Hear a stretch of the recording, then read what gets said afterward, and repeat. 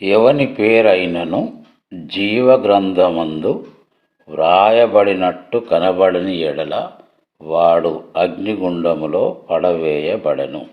ప్రకటన గ్రంథం 20వ అధ్యాయము 15వ వచనము. ఈ వాక్యము చదువుతున్నప్పుడు మనందరము ఆలోచించాల్సిన విషయము ఏమిటనగా, దేవుని దగ్గర ఉన్నటువంటి జీవ గ్రంథములో మన పేరు ఉన్నదా లేదా నా పేరు ఉన్నదా అని మనల్ని మనము ప్రశ్నించుకోవాల్సిన అవసరం ఎంతైనా ఉన్నదనే విషయాన్ని ఈ సమయంలో నేను జ్ఞాపకం చేస్తున్నాను. నా ప్రియ సహోదరి సహోదరుడా, దేవుని మహాకృపను బట్టి నీవు నేను రక్షణ అనుభవంలోనికి వచ్చి ఉన్నాం. అలాంటప్పుడు ప్రతిదినము దేవుని వాక్యమును ధ్యానం చేస్తూ వ్యక్తిగతంగా ఎంతో కొంత సమయం దేవుడు చెప్పిన విషయం ఏమిటనగా, ఒక గడి అయినను మీరు మెలకువగా ఉండలేరా అని తన శిష్యులను ఆయన ప్రోత్సహించినట్లుగా మనం చూస్తున్నాం.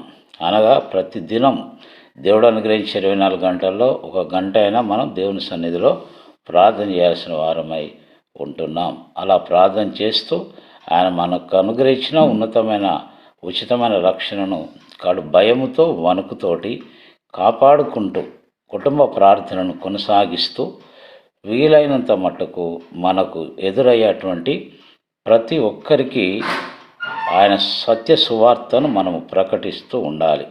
ఈ లోకంలో మనం జీవించినప్పుడు ఆయా కార్యక్రమాలకు అనగా సువార్త సభలకు వెళ్ళినప్పుడు కొన్నిసార్లు ఆ వార్తా విశేషాలను దినపత్రికల్లో వేస్తూ ఉంటారు.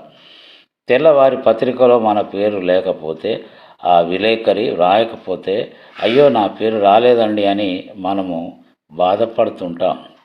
కొంతమంది నా పేరు గిన్నిస్ వరల్డ్ రికార్డులో ఉండాలని ప్రయాసపడేవారు ఉన్నారు. ఇలా ఆయా రంగాల్లో నైపుణ్యతను సాధించిన తర్వాత నా పేరు అక్కడ ఉండాలి ఇక్కడ ఉండాలని తెగ బాధపడిపోతూ ఉంటారు. దానికంటే ప్రాముఖ్యంగా మన పేర్లన్నీ కూడా జీవగ్రంథంలో లిఖించబడాలి.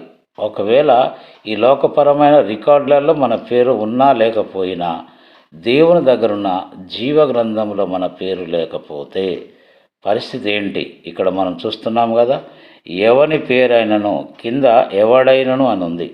మనందరి పేరు జీవగ్రంథంలో ఉండేటట్లుగా జాగ్రత్త పడదాం. అట్టి కృప పరిశుద్ధాత్మ దేవుడు మనందరికి దయచేయునుగాక. దేవుడు